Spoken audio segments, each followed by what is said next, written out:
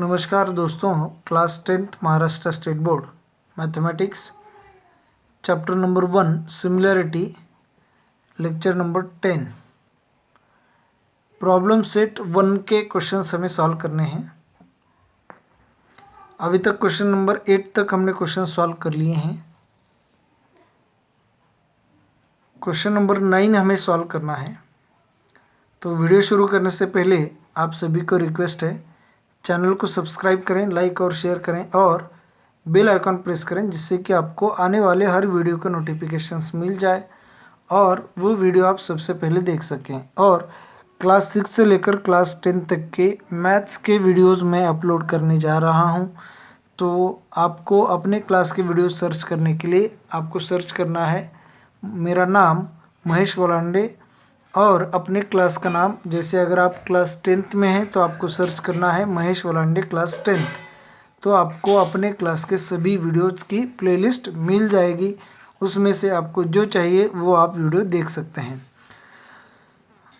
तो चलिए हम शुरू करते हैं। क्वेश्चन नंबर 9 है, देखिए यहाँ पे फिल इन द ब्लैंक्स का क्वेश्चन है।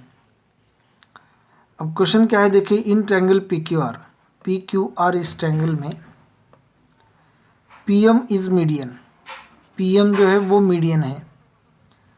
Angle bisectors of angle P M Q, angle P M Q का angle bisector M X and angle P M R का angle bisector M Y intersect side P Q and side P R in points X and Y. M X side P Q को X point में intersect हो रहा है और M Y जो है वो साइड पी आर को वाई पॉइंट में इंटरसेक्ट हो रहा है।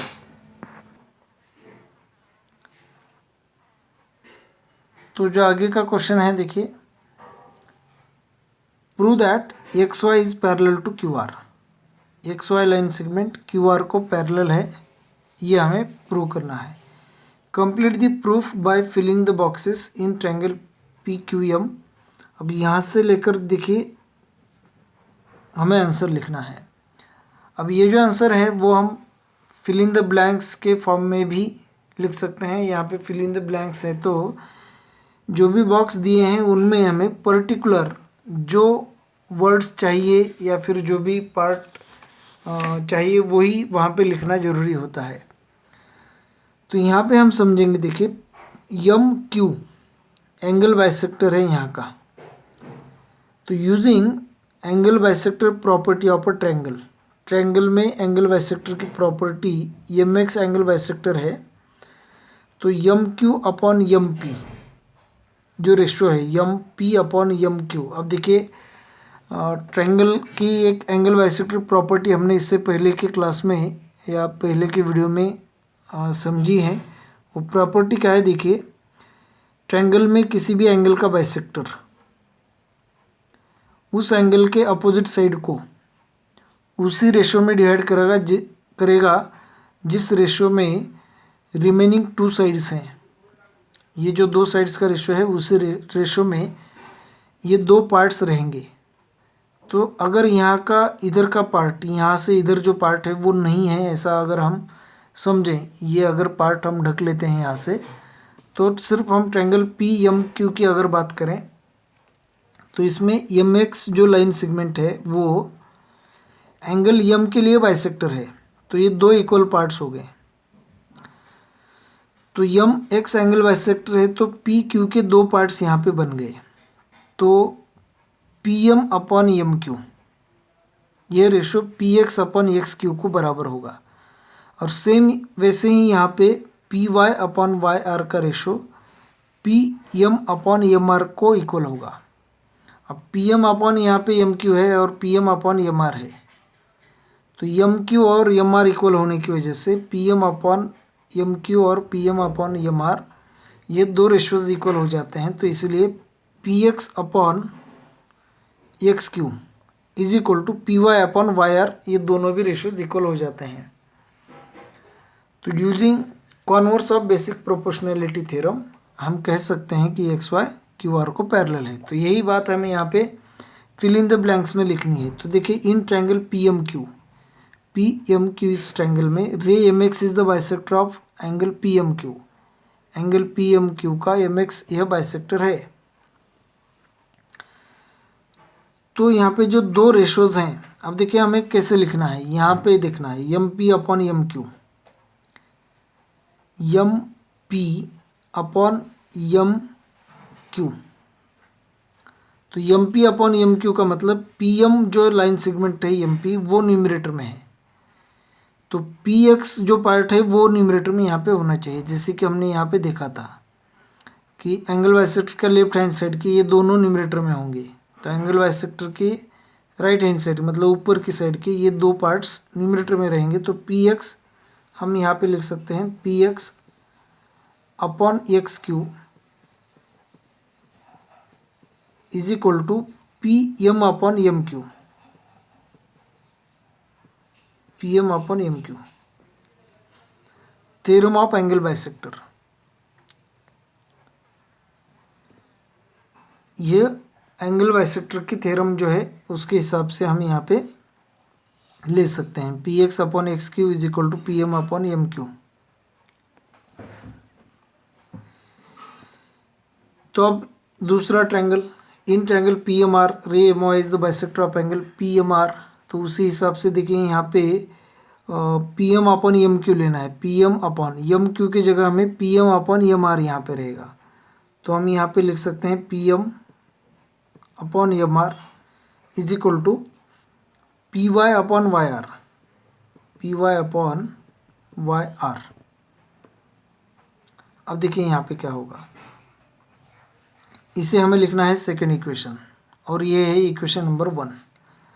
But M P upon M Q is equal to M P upon M R. M P देखिए यहाँ पे M P upon M Q, M P upon M Q is equal to M P upon M R. ये जो दो sides हैं, ये दो sides यहाँ पे इक्वल हैं, ये हमने यहाँ पे लिखा है क्योंकि M is the mid point of Q R, hence M Q और एम आर इक्वल है, एम क्यू और एम आर। तो न्यूमरेटर यहाँ पे सेम है और डिनोमिनेटर इक्वल हो गए, तो ये दो साइड्स यहाँ पे इक्वल हो जाएंगे। तो इसीलिए P X upon X Q is equal to P Y upon Y R, ये दो साइड्स इक्वल हैं तो ये रिमेनिंग दो साइड्स भी यहाँ पे इक्वल हो जाएंगी। तो P X upon X Q is equal to P Y upon Y R, ये हम यहाँ पे इक्वल लिख सकते हैं। तो converse of basic proportionality theorem के हिसाब से एक्स वाई क्यू आर को यहाँ पे पैरेलल है, ये हमें लिखना है X Y upon X Y parallel to Q R. Question number 10 देखिए, in the figure bisectors of angle B and angle C of triangle A B C intersect each other in point X. अब यहाँ पे जो angle B है उसका bisector और angle C का bisector, यह दोनों एक्स पॉइंट में इंटरसेक्ट हो रहे हैं। अब पहले हमने ए वाई ड्रॉ नहीं की है, पहले हमने यहाँ पे लिया है बी एक्स जो कि एंगल बी का बाइसेक्टर है और सी एक्स जो कि एंगल सी का बाइसेक्टर है। तो ये दोनों बाइसेक्टर्स एक दूसरे को एक्स पॉइंट में इंटरसेक्ट हो रहे हैं। Line A X intersect side B C in point Y. अब जब पॉइंट एक्स हमें मिला है ये दो बाइसेक्टर्स लेने के बाद, फिर हमने ए वाई को ज्वाइन किया है और ये लाइन सेगमेंट बी सी को वाई पॉइंट पे इंटरसेक्ट हो रही है।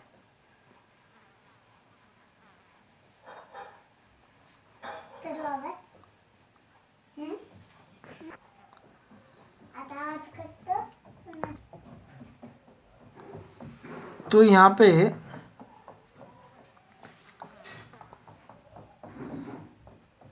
ए बी की लेंथ 5, ए बी की लेंथ हमें 5 यूनिट दी गई है, ए सी की लेंथ 4 यूनिट, ए सी की length 4 unit, B C is equal to 6, B C की लेंथ है 6 यूनिट्स।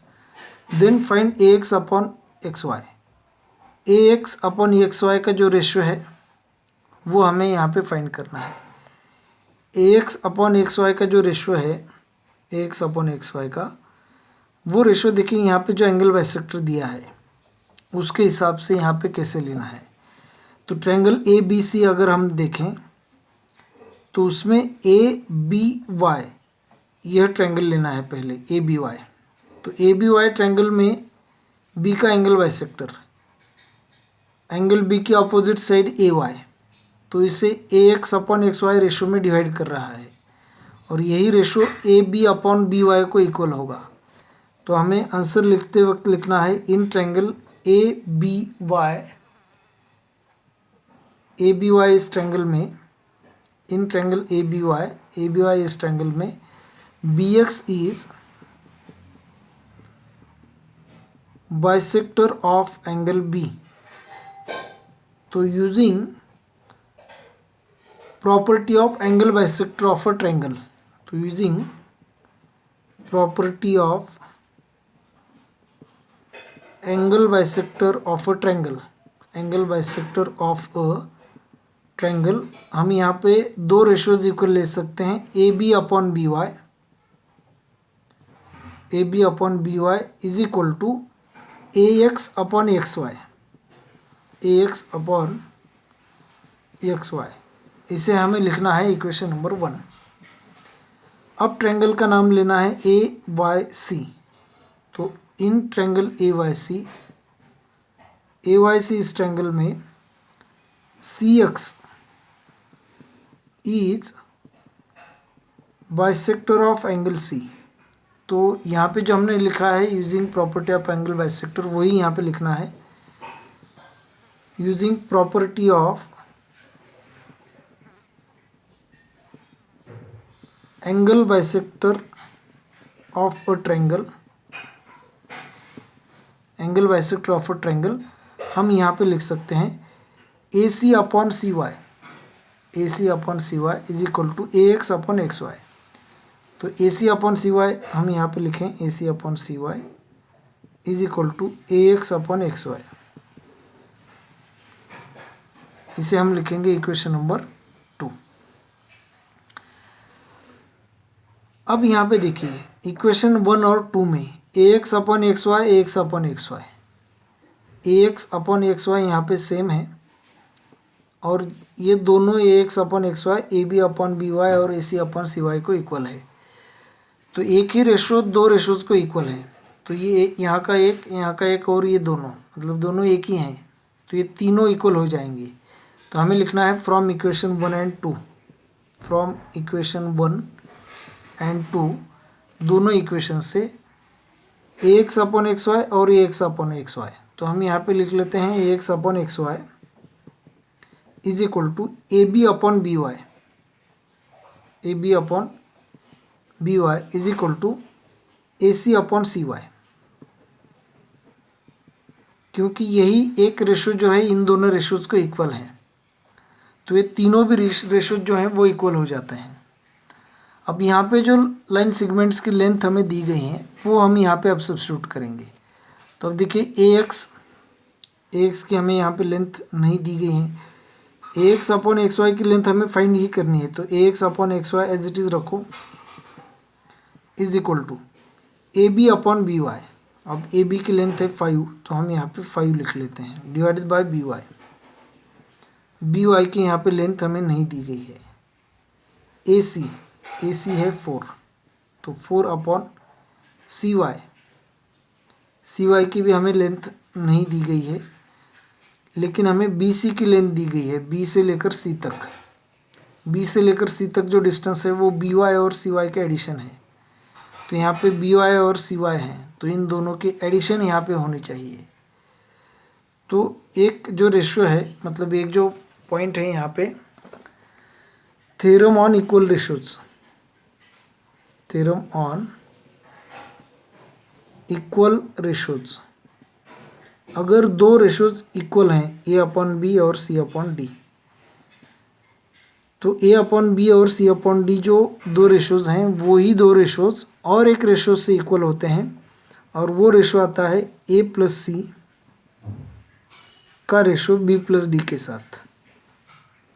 मतलब यहाँ पे न्यूमरेटर की एडिशन न्यूमरेटर में, डिनोमिनेटर की एडिशन डिनोमिनेटर में। तो इसे हम कहते हैं theorem on equal ratios. Equal ratios में जितने भी रेशोज़ इक्वल हों उन सभी के न्यूमरेटर में ऐड करो, डिनोमिनेटर में ऐड करो, और जो नंबर आएगा यहाँ पे दोनों नंबर जो आएंगे उनका रेशो पहले जितने भी रेशोज़ इक्वल हैं उनको सभी को इक्वल होता है, तो इसे हम कहते हैं थ्योरम ऑन इक्वल रेशोज़। तो हमें यहाँ पे भी वही थ्योरम ऑन इक्वल रेशोज़ जो है वो यूज़ करना है। तो हम यहाँ पे लिखेंगे using theorem on equal ratios, theorem on equal ratios का यूज़ करके ax अपॉन xy, यह जो रेशो होगा इक्वल होगा इन दोनों के एडिशन के साथ। अब देखिए यहाँ पे हमने a upon B is equal to C upon D लिखा है। अगर यही दो रेशोज़ e अपॉन एफ को इक्वल होते हैं तो e अपॉन एफ इन दोनों के एडिशन को भी इक्वल होता। तो उसी हिसाब से हमें यहाँ पे इन दोनों की एडिशन करनी है, 5 + 4 divide by B Y plus C Y, और B Y plus C Y की जो वैल्यू है, अब ये 5 + 4 9, B Y plus C Y मतलब बी सी, और बी सी की लेंथ है 6, तो 9/6 की जो वैल्यू होगी वो होगी, दोनों को 3 से डिवाइड होगा, 3 3 जा 3 2 जा, तो 3/2। तो ax अपॉन xy की जो वैल्यू है वो हमें लिखना है 3/2। तो ax upon xy is equal to 3/2। तो इस वीडियो में इतना ही दोस्तों। अभी नेक्स्ट जो क्वेश्चंस होंगे इस चैप्टर के प्रॉब्लम सेट के, वो हम नेक्स्ट वीडियो में सॉल्व करेंगे। तो थैंक यू।